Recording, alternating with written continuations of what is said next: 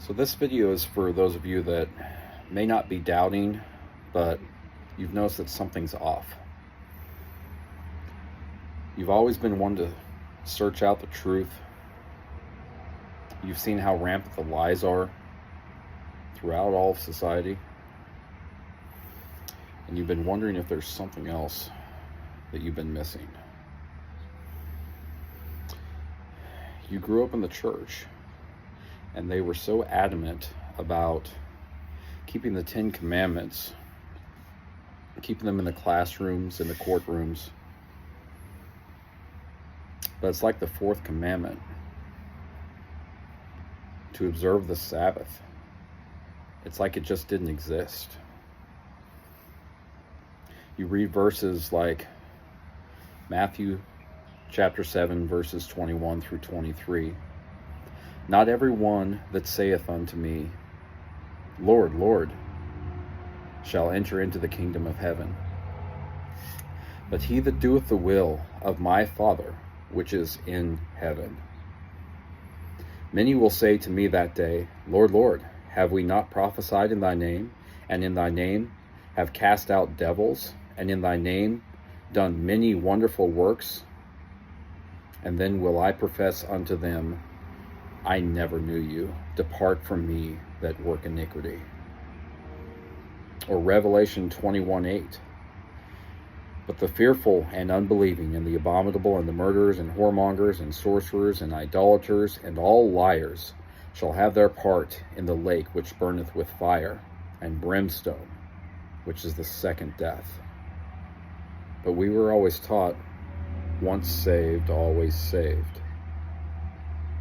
You read John 3:16, all you have to do is believe. But then you read later on in John chapter 15, verse 10, it says, if ye keep my commandments, ye shall abide in my love, even as I have kept my Father's commandments, abide in his love. And you read in 1 John chapter 5, verse 3, for this is the love of God, that we keep his commandments, and his commandments are not grievous. What's missing? What have you been missing? You were taught about the Trinity, that the Messiah was God. But then you see in John chapter 5, verse 43, I am come in my Father's name, and ye receive me not. If another shall come in his own name, him ye shall receive. Matthew 7, verse 21, not everyone that saith unto me, Lord, Lord, shall enter into the kingdom of heaven, but he that doeth the will of my Father which is in heaven. Ephesians 1, verse 20, which he wrought in Messiah when he raised him from the dead and set him at his own right hand in the heavenly places. Mark 14:32, and they came to a place which was named Gethsemane, and he saith to his disciples, sit ye here, while I shall pray. And Matthew 27:46, my God, why hast thou forsaken me? Now, if he's God, why would he pray to himself? Not come in his own name, not do his own will, and how could he sit at his own right hand or forsake himself? You hear sermons given by pastors talking about 2 Chronicles 7:14. If my people, which are called by my name, shall humble themselves and pray and seek my face and turn from their wicked ways, then I will hear from heaven and will forgive their sin and will heal their land. But that's Old Testament, and it's talking about Israel. I thought we were Gentiles. How can we apply those promises to us if we aren't Israel? While you were in church, you would hear the story and sing the songs about Noah and the ark, here come the animals, 2 by 2. But what about Genesis chapter 7, verse 2? Of every clean beast thou shalt take to thee by sevens, not twos, sevens, the male and his female, and the beasts that are not clean by 2, the male and his female. And you suddenly realize that only the clean animals were eaten. Otherwise, we wouldn't have those other animals. There wouldn't be pigs left if they'd eaten one of those, because there were only 2 of the uncleans on there.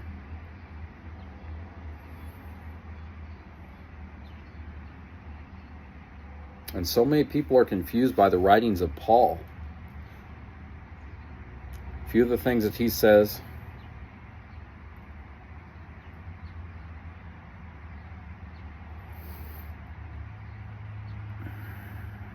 Actually, I want to read James 1:25.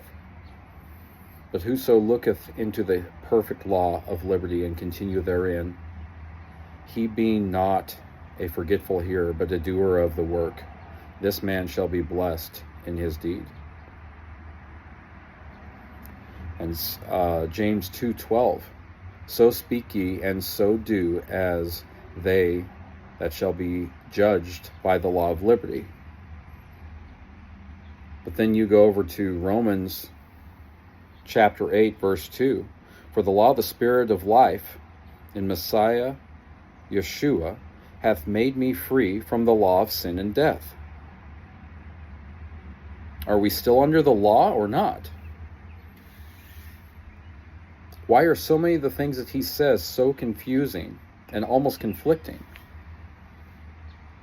You've been in Bible studies about prophecy, but it almost seems like the pastors just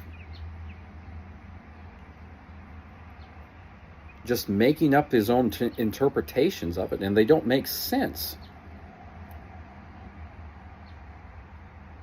Well, I'm here to tell you that there are answers, and that the answers are right there, but you need to know where to look. The church has been misleading you.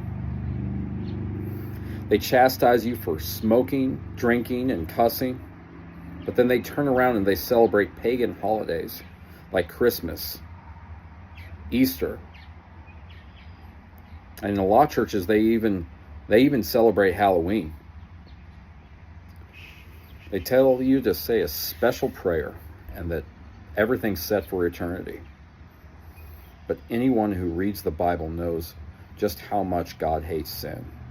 And then you read in Malachi chapter 3, verse 6, for I am Jehovah, I change not. Therefore, ye sons of Jacob are not consumed. He doesn't change. Have you read the Old Testament? Is it a different God that you serve? It's very obvious what he would do to punish those that didn't obey him. The amount of chastisement that happened.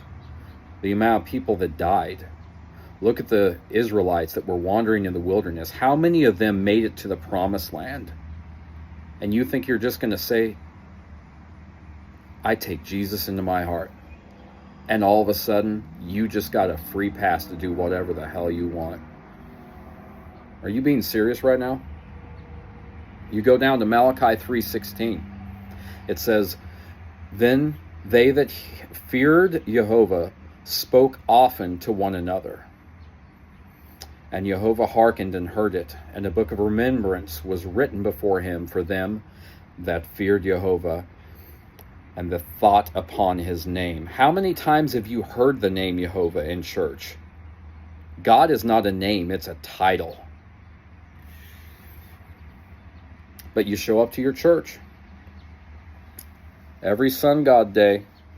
Sabbath didn't change, by the way. Try and find a verse that says that the Sabbath changed from Saturday to Sunday. You show up, you shake a few hands, a little bit of small talk, sing 3 songs, Read a handful of Bible verses while the pastor drones on for 45 minutes telling you his interpretation of what it means. And then see you next week. How is that devotion? How is that following in the steps of Yeshua? How is that change or being reborn? We're supposed to be reborn, right? That's not change. That's a one-time, every week event. It's supposed to be a lifestyle. So do you want the truth? You want the real truth? We at Strays the Gate have devoted our entire lives to spreading the truth and walking in it. We've forsaken worldly lusts and ambitions because we know that His kingdom and His glory and His will are all that matters. We thirst for studying and searching His Word. We meet together on Zooms daily, multiple times. We talk daily to each other.